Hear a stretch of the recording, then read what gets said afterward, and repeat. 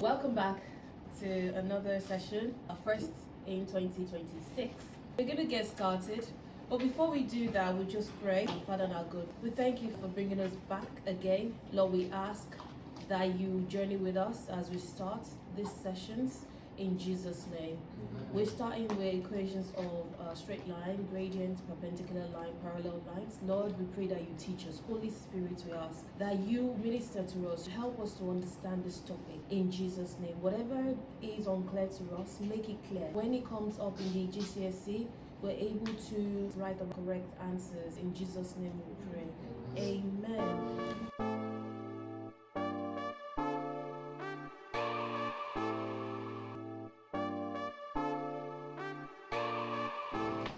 A straight line.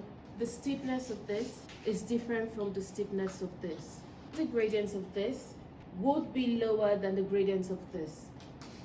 And you could have a line going down this way. Notice this line is opposite. It's not the same direction as this line. So in mathematics, knowing what the steepness is, we're talking about the gradient of that line. If I work out the gradient of this line, it's going to be a positive gradient because it moves up from left to right. And then this would also be positive gradient. But this line, because it's going downwards, it's like you're at the top of a mountain and you're trying to work your way down. So this one is going to be a negative gradient. Whenever we ask you to find the gradient of a straight line, we're actually asking you to tell us how steep the line is. If it's so steep, it's very hard for you to climb the mountain because the mountain is so tall, then that means the gradient is higher. But if it is that you can easily climb the mountain, you can just run and get to the peak of the mountain, that means the gradient is not that bad, it's low. That's the first thing to understand. Then the next thing, when you're given a straight line graph and you're told to find the gradient, you only need 2 points. You can pick a point that you can easily rate. I'm going to pick that point. And I am also going to pick this point. This point is 4, 6, whilst this point here is 0 and 2.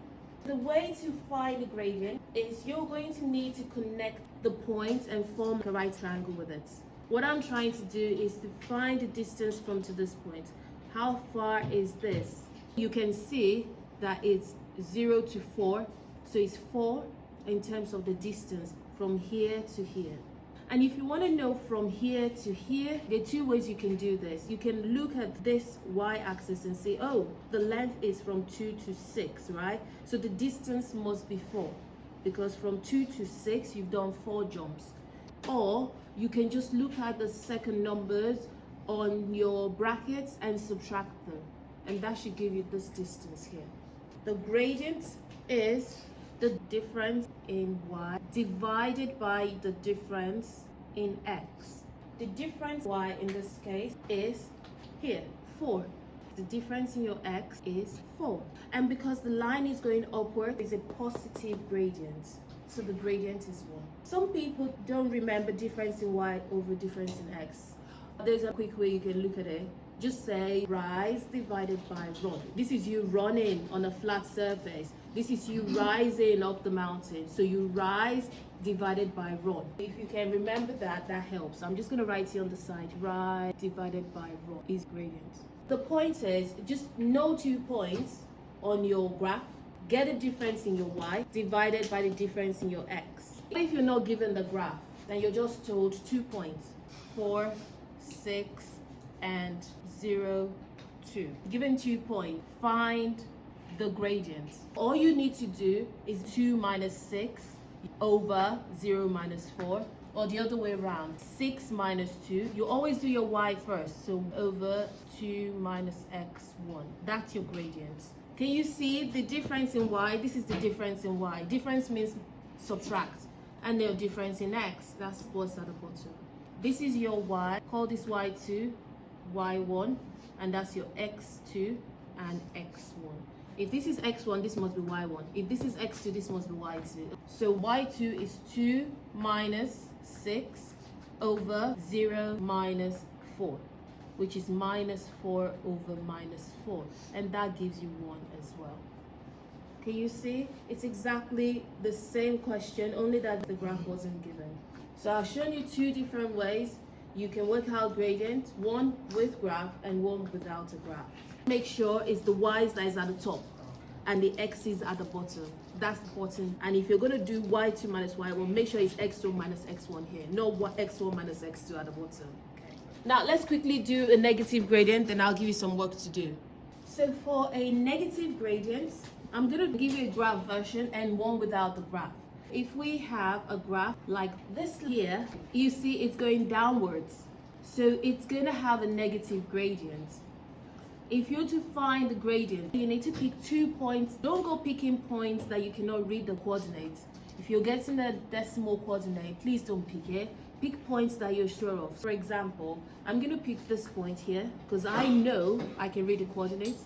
And I'm also going to pick this point here, again, because I know I can read the coordinates.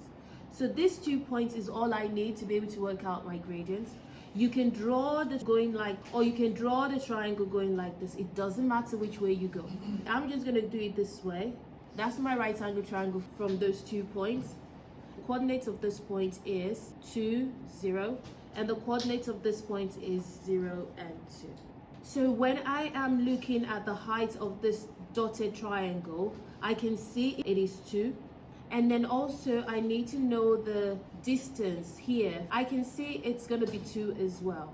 Now, because it is going downwards, you got to be careful. It's going to be a negative gradient. Like I said, you could use gradient is rise divided by run. In this case, it's going downward. So the rise is going to be a -2. My run is going to be 2. So the final answer is -1.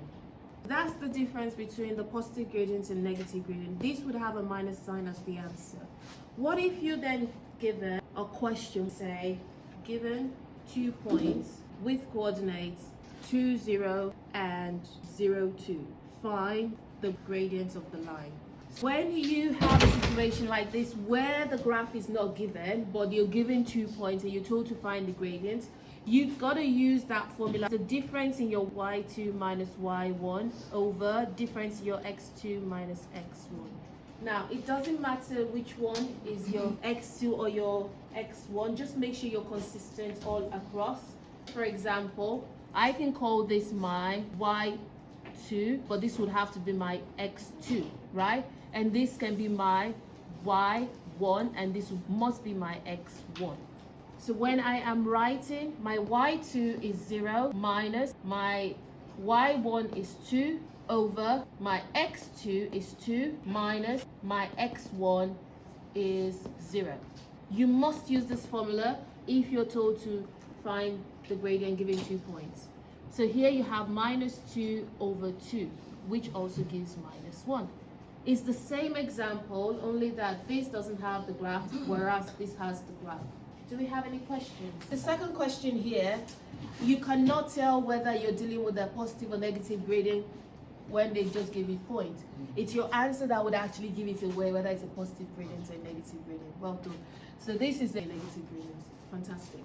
I'm going to give you some exercises to do now. It will touch on the graph bit. It would also touch on this one. So you can just practice. If you're stuck, I'll come round to help.